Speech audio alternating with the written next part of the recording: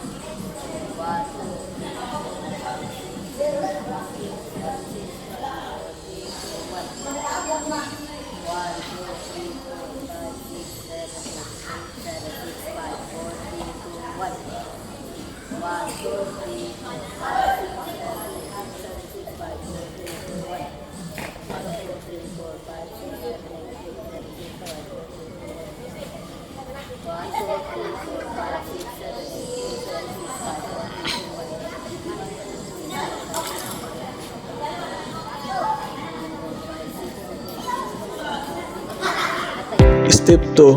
Holding the ball.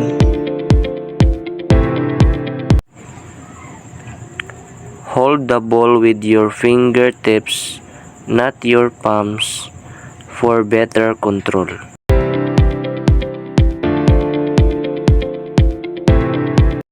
Step 3, passing the ball.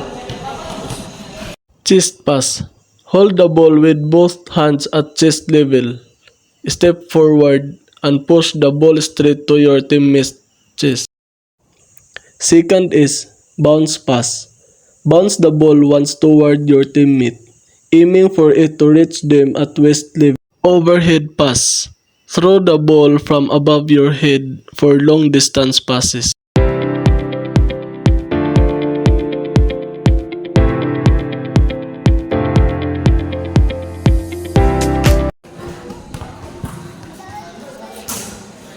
The last step, shooting the ball. So in this step, it aims for an arc in your shot for better chances of scoring.